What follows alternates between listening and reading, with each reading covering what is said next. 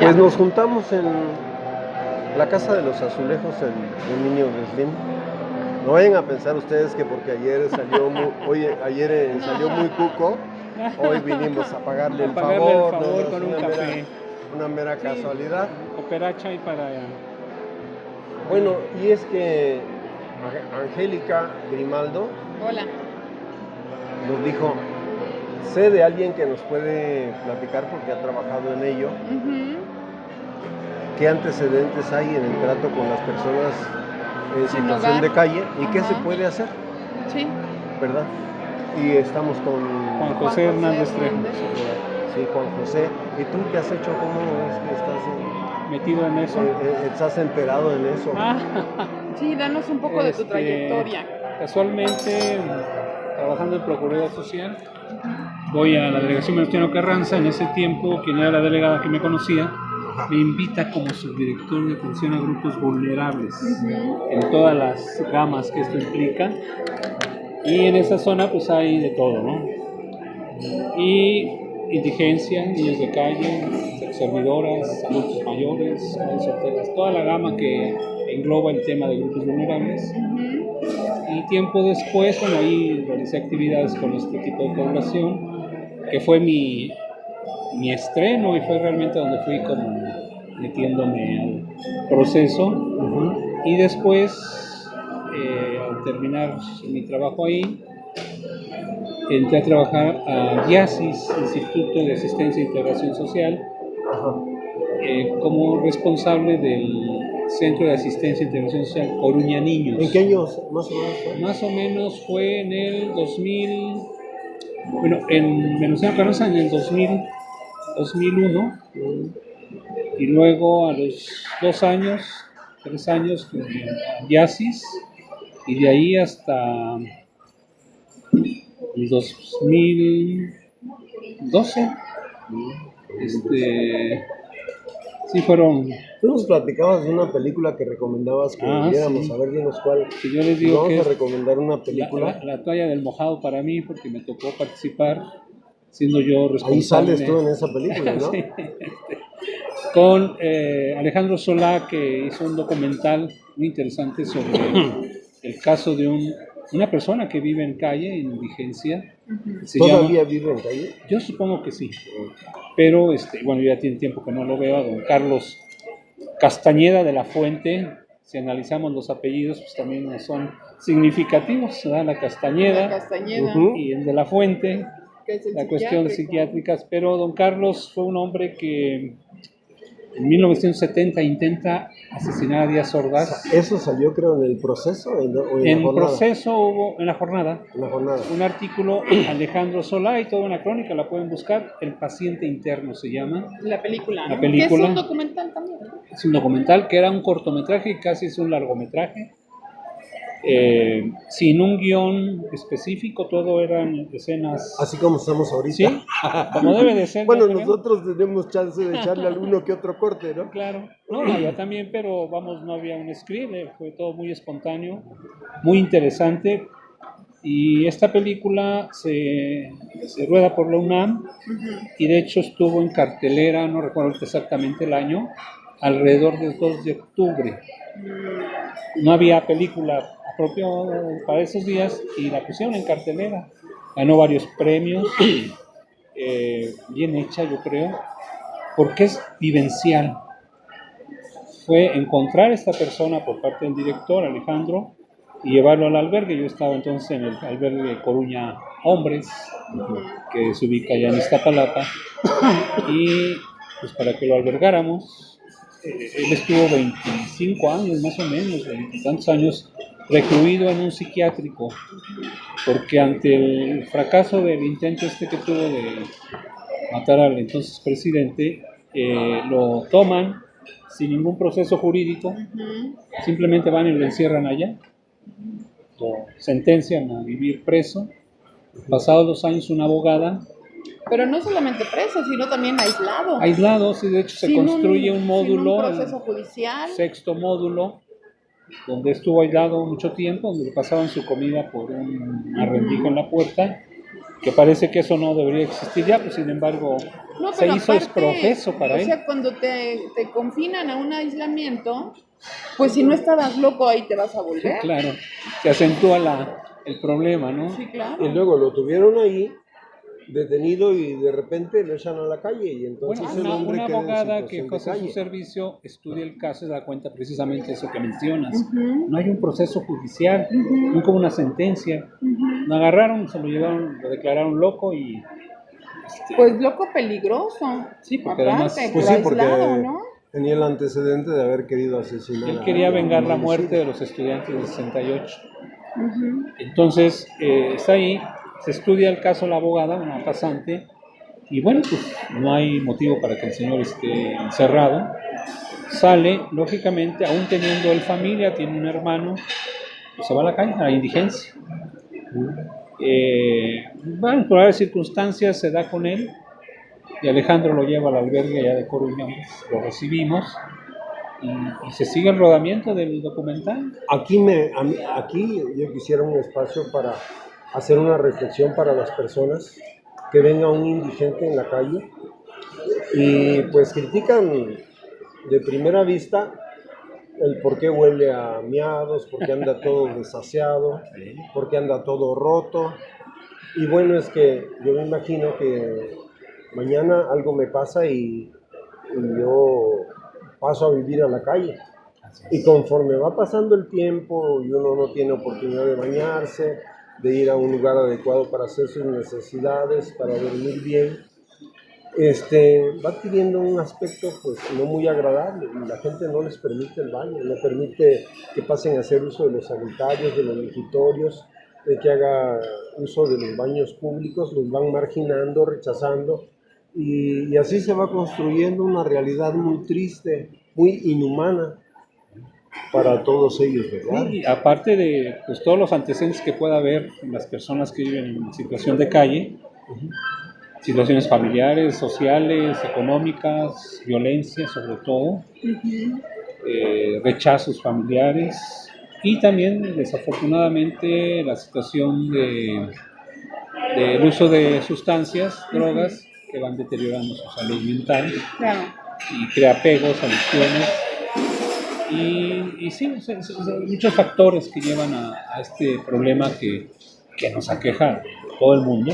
No hay país, aunque Que no tenga padezca eso. recursos y todo. Y han tratado de encontrar unas soluciones terribles, ¿verdad? Como Sí, hay casos, aquel proyecto Bogotá para erradicar la indigencia, que a veces parece muy fácil, ¿no? Decir, se erradica con escuadrones de la muerte, que vayan, los golpeen, los asesinen, los corran, se asustan, pues emigran a otro lado, ¿no? Simplemente es algo ya en ellos tan propio de su, casi en su naturaleza, adquirida aunque sea, que yo recuerdo algunas cosas que se hacían en algunas delegaciones, redadas, tal cual, con seguridad, vía pública, servicios, recogiendo, ellos tienden a acumular cosas, cartones, todo eso, que muchas veces los lo vemos hacen. viajar con enormes Sí, equipajes Sí, claro. de plástico, ¿no? Es guardar cosas, basura.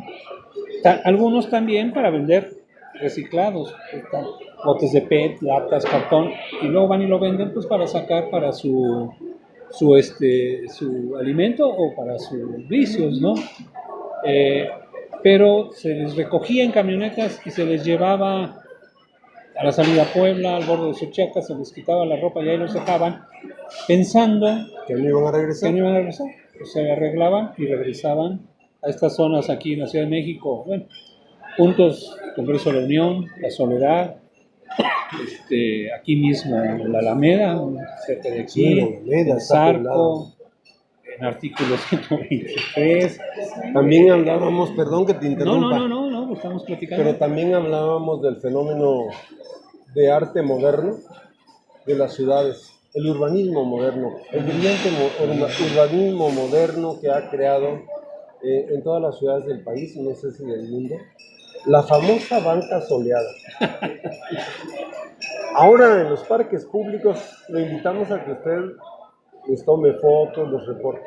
Nos encontramos con un montón de bancas todas llenas de sol, con lo dañino que es el sol ahora. Y tal parece que se ha vuelto moda. Comentábamos hace ratito que las pocas bancas que llegan a tener sol son la casa de nuestros indigentes. Ellos aprovechan, ¿no?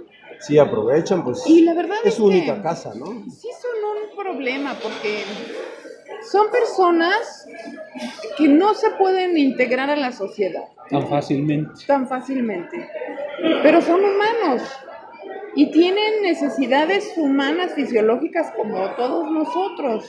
Entonces aquí el problema nodal es ¿qué hacer con los indigentes? ¿Qué hacemos con los indigentes? Y esa es una pregunta que se hace en todas las reuniones de seguridad porque le Sí, exigen claro. a la autoridad que retire a los indigentes. Pero también existen derechos para ellos, Claro. ¿verdad? Claro, como seres Bueno, tú humanos nos que puedes son. Sí, platicar muy sí, bien. no, Y bueno. también de paso platícanos qué opciones tiene el gobierno para atender a ese tipo de Yo creo personas. que ha habido intentos siempre, que yo tengo conocimiento, por las instancias que atienden la parte social de los gobiernos. Yo sí creo y resalto que en el 2000, cuando el gobierno del ahora presidente llega a la Ciudad de México, se hace un esfuerzo por reestructurar toda la atención gubernamental, que las delegaciones, algunas lo hacen, sobre todo las que tienen el problema latente. Sin embargo, tomando un poquito el tema este de los derechos, sí, bueno, pues tienen los mismos derechos que cualquier ser Que humano, cualquiera, sí. cualquier ciudadano. Pero aquí hay una situación que de reciprocidad, o sea, son derechos y obligaciones, es Claro. una calle de ida y vuelta.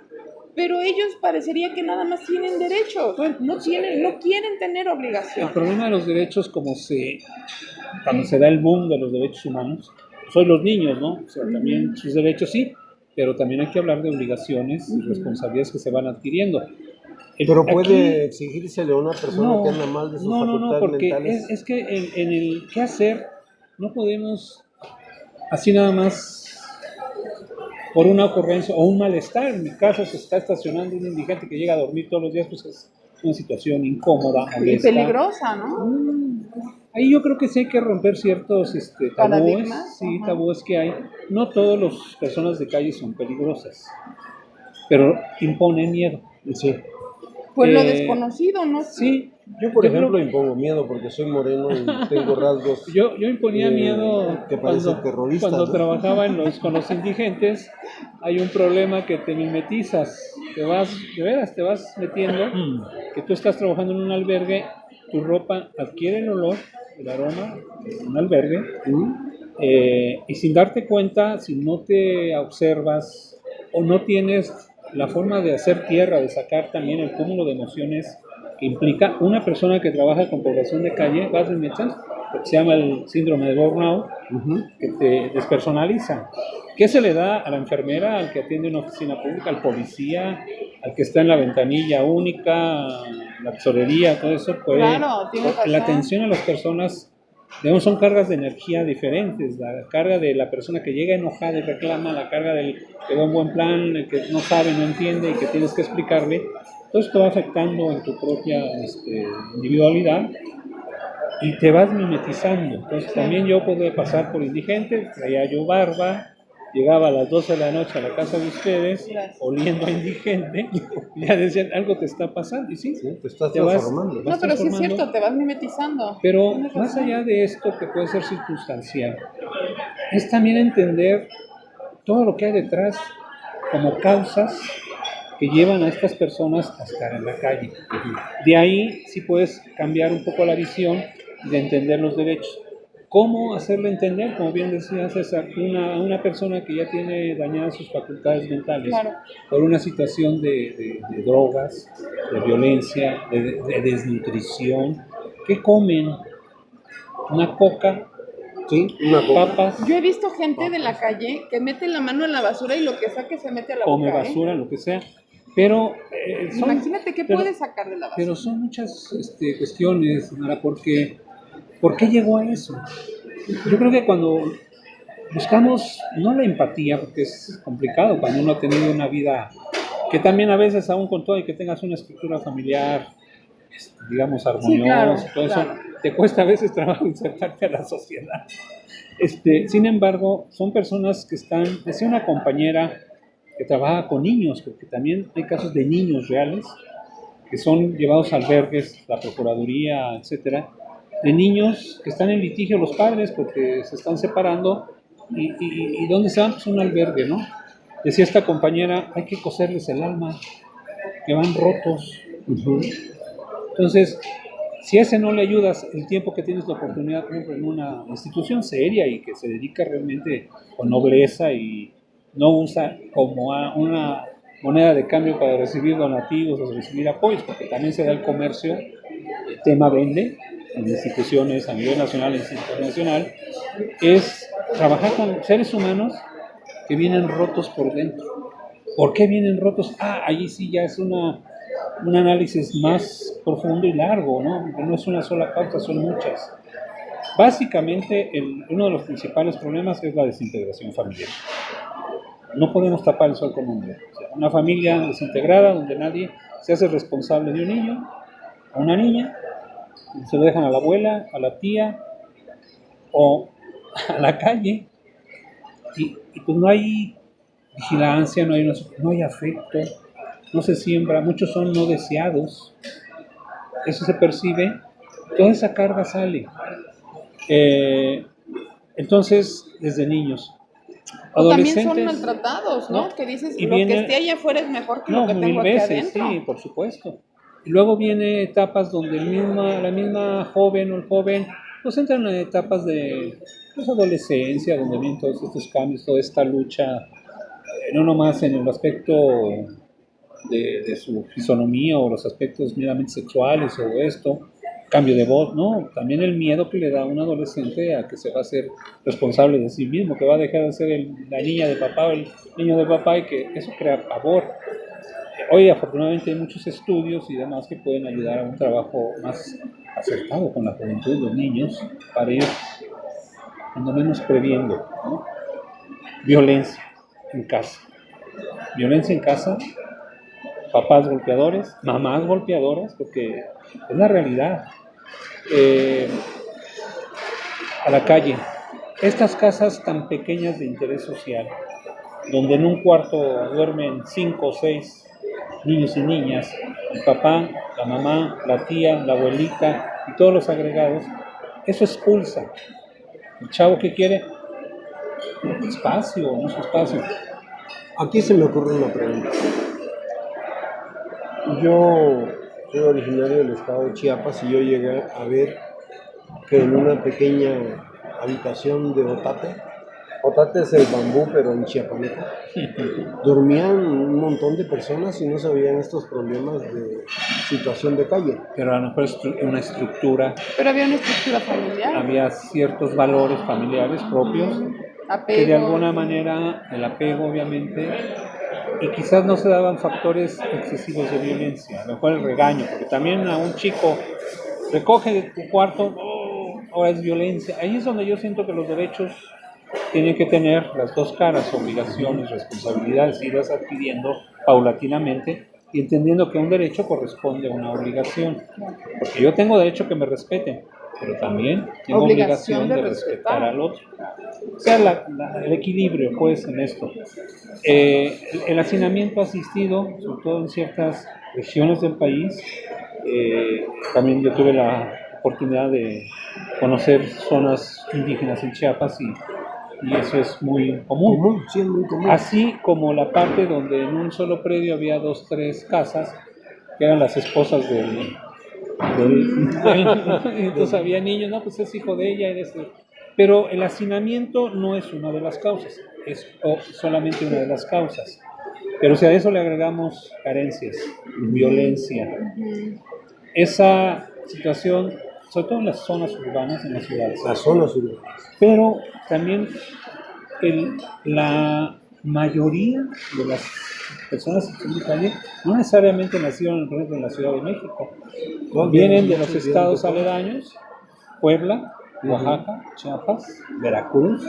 Son estados expulsores de jóvenes, niñas que vienen huyendo por las costumbres ancestrales de venderlas para que se casen con alguien a cambio de una vaca, a cambio de esto. Todo eso son, hablando de los jóvenes, en los mayores, una persona con algún problema mental, alguna situación de discapacidad o la misma edad, hace que muchas familias expulsen a sus abuelos, se los llevan al parque y ahí los dejan. Ahí los dejan, sí.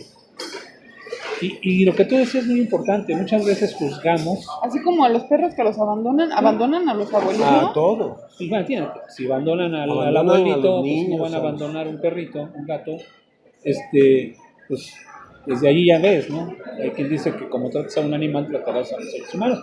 Pues sí, tiene razón, pero dices, olvídate, van y dejan al abuelito.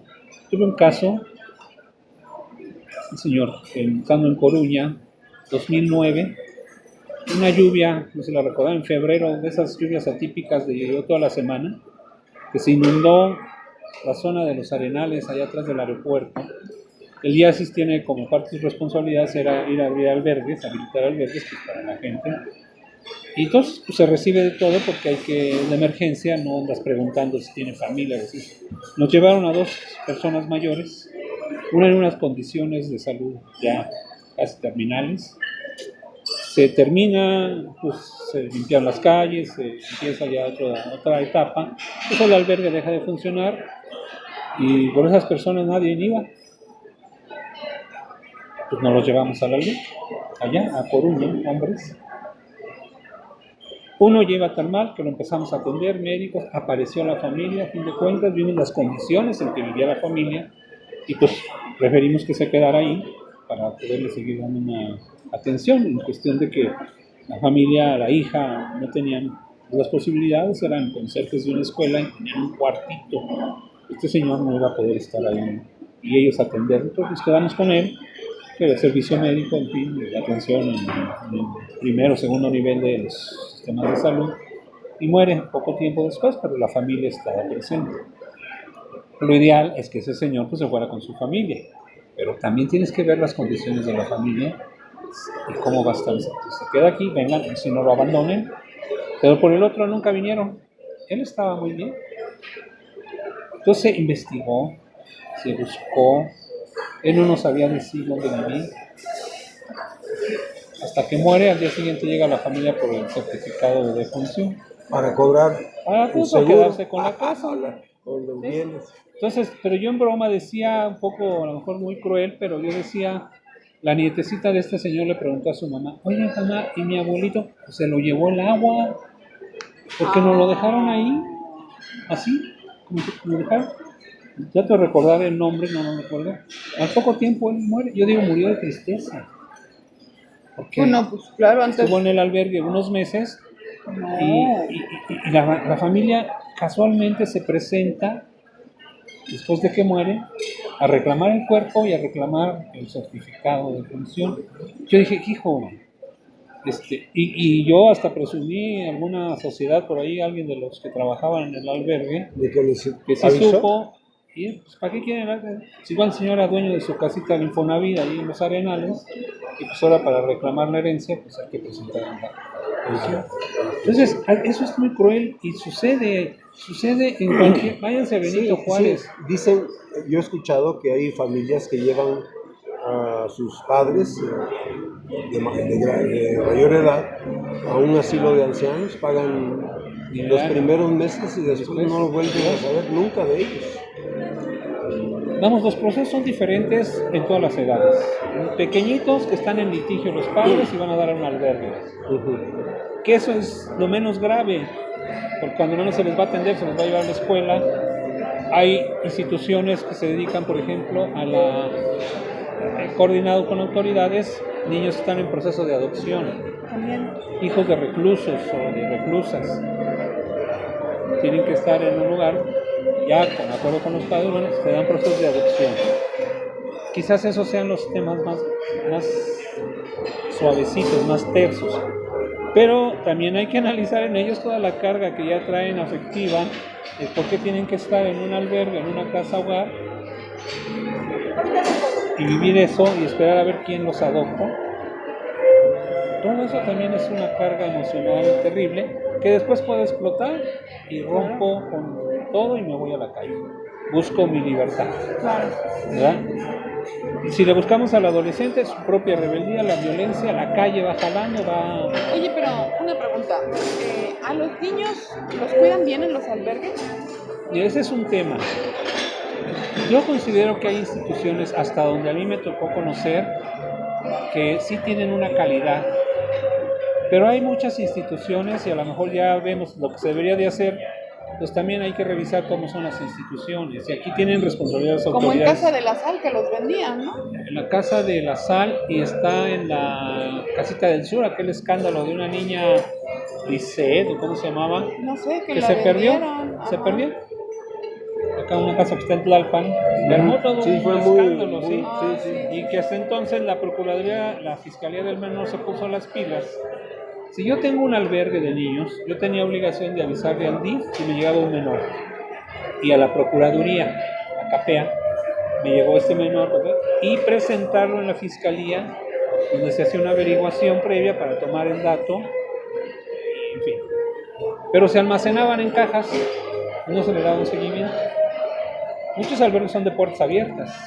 Claro, los de menores no, solo no saldrían. Pero adolescentes son puertas abiertas. Si el adolescente decide hoy me voy, no lo podemos retener. Porque aquí entra el tema ¿no? Bueno, lo remite una autoridad. ¿Ante quién lo tiene que presentar? Hay una fiscalía especializada para menores e impedidos. Yo no sé si tenga el mismo nombre. Era la 57, la 56. En donde en teoría, por ejemplo, una patrulla encuentra a alguien así, su obligación sí sería llevarlo, si la persona es psiquiátrica o es un menor, tiene obligación de presentarlo a alguna fiscalía. El Ministerio Público, en teoría, es quien tiene la representación social de las personas menores de edad, como de las personas mayores que están ya impedidas por sus facultades mentales o físicas. Entonces, ¿quién tiene que ver qué va a pasar con ese ser humano? Hombre, mujer, niña, niño. Es la Fiscalía del Menor o de las personas impedidas. CAPEA, por ejemplo, de las personas extraviadas. Ellos son los que tienen que intervenir en ese proceso. Pero, ¿qué podemos hablar de los ministerios públicos, de todos esos lugares, no? Entonces, son encierros, las casitas del sur y estos donde también fue un escándalo, ¿verdad? De estos niños, que dices, bueno, no es que la Casa de la Sal es la que atiende a personas con VIH, y da como alojamiento a los familiares que están en tratamientos. Casitas del Sur fue el detonante. Ah, ¿no fue Casa de la Sal? No.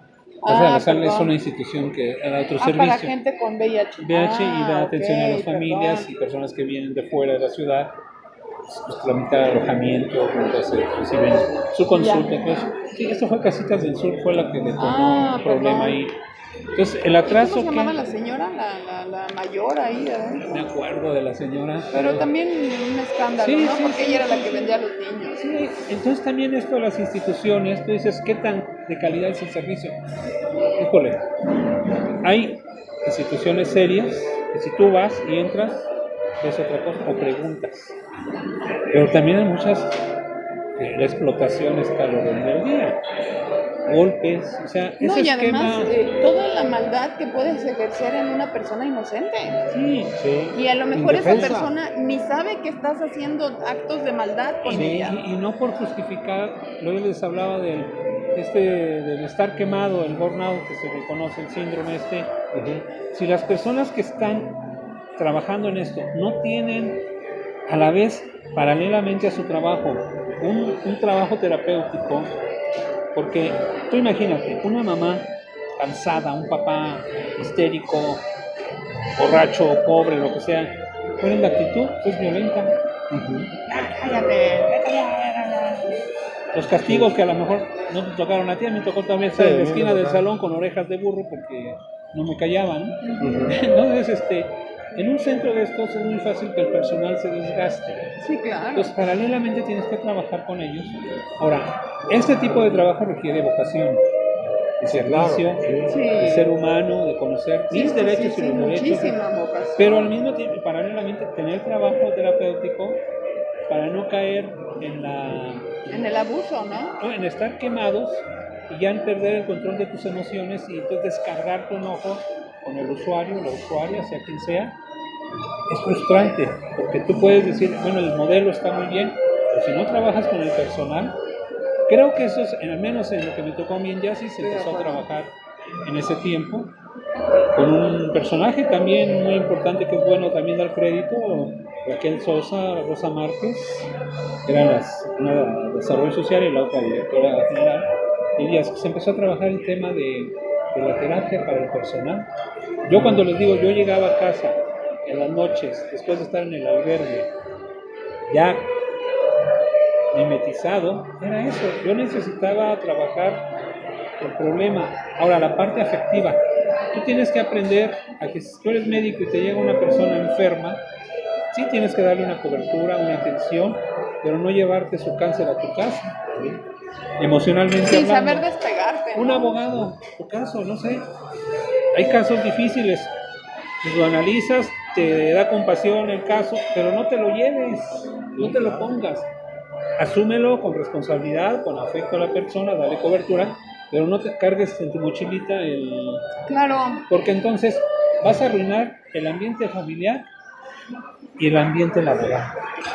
Bueno, en la segunda sección vamos a hablar sobre qué posibilidades hay de atender los reclamos de las personas, los habitantes de las colonias, para resolver el problema de las personas en situación de calle, que pues, le dan Yo un también ambiente... pienso, ¿hay solución? ¿Tú le ves solución? Claro que hay, pero así como es complejo las causas, digo, yo estoy consciente, para terminar esta parte, y luego hablamos ya a fondo, así como hay causas, hay efectos, pero si yo me voy a los puros efectos, es un poco el problema de la inseguridad.